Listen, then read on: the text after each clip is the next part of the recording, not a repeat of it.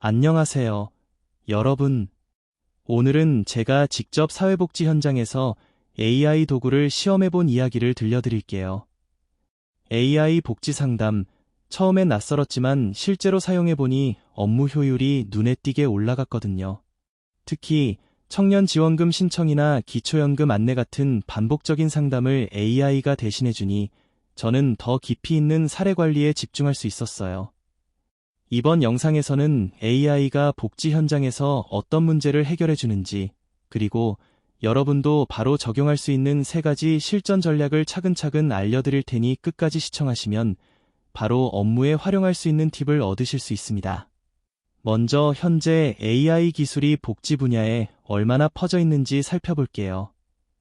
최근 조사에 따르면 국내 복지기관 중 78%가 AI 기반 서비스를 도입했으며, 특히 상담 자동화 기능을 활용하는 비율이 62%에 달한다고 해요. 이 중 가장 많이 쓰이는 모델은 채트 GPT와 클로드인데 각각 45%와 30%의 기관에서 활용하고 있답니다. 이런 수치는 AI가 복지 현장의 필수 도구로 자리 잡고 있다는 강력한 증거이죠.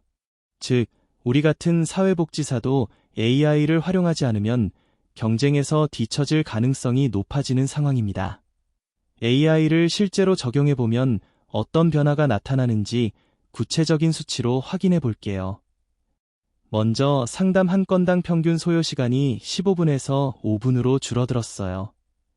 이는 하루에 약 30건의 추가 상담이 가능해진다는 의미죠. 또 AI가 자동으로 서류를 검토하고 오류를 잡아주면서 연간 인건비 절감액이 약 1억 원에 달한다고 합니다. 마지막으로 신청서 오류가 40% 정도 감소했는데, 이는 대상자에게 빠르고 정확한 혜택 전달이 가능해진다는 점에서 큰 의미가 있습니다. 이런 효과를 직접 체감하면 AI 도입에 대한 부담이 크게 낮아지게 됩니다. 그럼 이제 실제 현장에서 바로 활용 가능한 3가지 시나리오를 소개할게요. 첫 번째는 AI 챗봇을 이용해 청년 지원금이나 기초연금 같은 기본적인 문의에 초단위 응답을 제공하는 거예요. 두 번째는 사례관리 보고서를 자동으로 생성하는 기능인데, 상담 내용에서 핵심 키워드를 추출하고 요약해 주어 보고서 작성 시간을 70% 이상 단축시켜줍니다. 마지막으로 대상자 맞춤형 복지 혜택을 추천해주는 엔진을 활용하면 개인의 소득, 가구 형태, 거주 지역 등을 분석해 가장 적합한 지원금을 빠르게 제시해주죠. 이 3가지 전략만으로도 일상 업무 부담을 크게 낮출 수 있습니다. 복지 현장에서 AI를 선택할 때는 어떤 모델이 더 적합한지 비교가 필요합니다. 채트 GPT는 풍부한 표현력과 다양한 예시 제공의 강점이 있어 상담 시 친근한 대화를 만들 수 있죠. 반면 클로드는 간결하고 정확한 답변을 제공해 중요한 복지 정책 설명에 유리합니다. 보안 측면에서는 채트 GPT가 클라우드 기반이라 데이터 암호화가 기본이지만 온프레미스 옵션이 없는 점이 아쉬워요. 클로드는 온프레미스 배포가 가능해 민감한 개인정보를 다루는 기관에 적합합니다. 비용 구조는 채트 GPT가 사용량에 따라 과금돼 초기 비용이 낮지만 대규모 활용 시 비용이 급증할 수 있습니다. 클로드는 월 고정 구독료라 예산 관리가 쉬워요. 각각의 장단점을 고려해 현장에 맞는 모델을 선택하는 것이 중요합니다.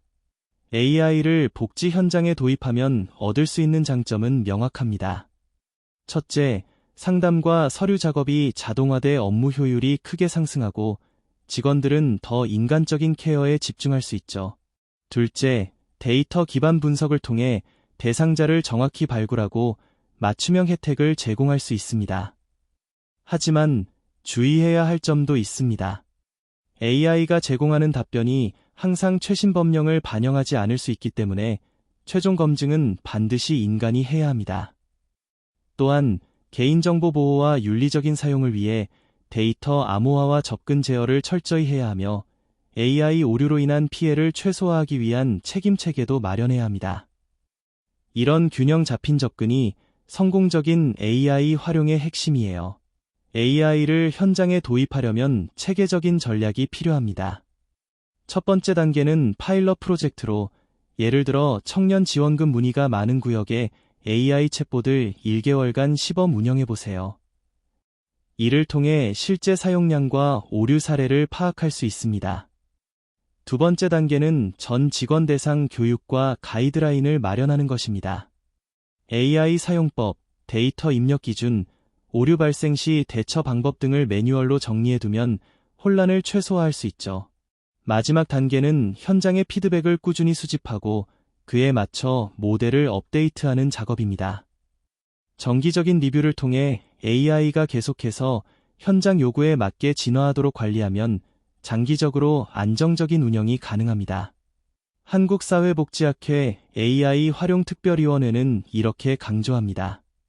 AI는 단순히 업무를 대체하는 도구가 아니라 사회복지사가 더 깊이 있는 인간관계를 구축하도록 돕는 파트너 역할을 해야 한다고요. 즉, AI가 제공하는 데이터와 분석을 기반으로 복지사는 보다 정교한 맞춤형 지원을 설계하고 감정적 지원은 인간이 담당하는 형태가 이상적입니다. 이런 관점에서 AI를 도입하면 효율성뿐 아니라 서비스 품질도 동시에 높일 수 있다는 점을 기억해 주세요. 실제 AI를 도입한 복지기관의 설문 결과를 보면 직원 만족도가 85% 상승했고 대상자 만족도도 78%까지 끌어올렸다고 합니다. 특히 자동화된 안내와 오류 감소 덕분에 재신청률이 30% 감소했는데 이는 복지 서비스가 한 번에 정확히 전달됐다는 증거이죠. 이런 긍정적인 지표는 AI가 현장의 문제점을 정확히 해결하고 있다는 강력한 증명이며 여러분도 비슷한 효과를 기대해 볼 수 있습니다. 앞으로 AI와 복지의 융합은 더욱 가속화될 전망입니다. 정부도 AI 기반 복지 서비스 확대를 위한 정책과 예산을 늘리고 지방자치단체에서도 스마트 복지 인프라를 구축하고 있어요. 이런 흐름에 맞춰 사회복지사들은 AI 리터러시를 꾸준히 학습하고 데이터 윤리와 보안에 대한 전문성을 키워야 합니다. 또한 AI 도입 사례를 공유하고 협업 네트워크를 형성한다면 지역 전체가 효율적인 복지 서비스를 제공하는 데 큰 도움이 될 거예요. 지금 시작하는 작은 시도가 앞으로 큰 변화를 이끌게 됩니다. 오늘 내용 정리하자면 AI 복지 상담은 업무 효율을 크게 높이고 대상자 만족도를 향상시킵니다. 파일럿 운영, 교육 매뉴얼, 피드백 루프라는 3단계 전략을 따라가면 현장에 자연스럽게 적용할 수 있죠. 장점과 주의점을 균형 있게 고려하고 챗GPT와 클로드 같은 모델을 현장 상황에 맞게 선택하세요.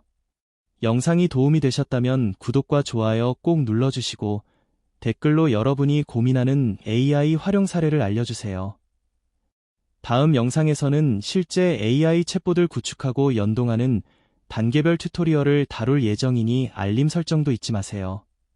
그럼 다음에 또 뵙겠습니다.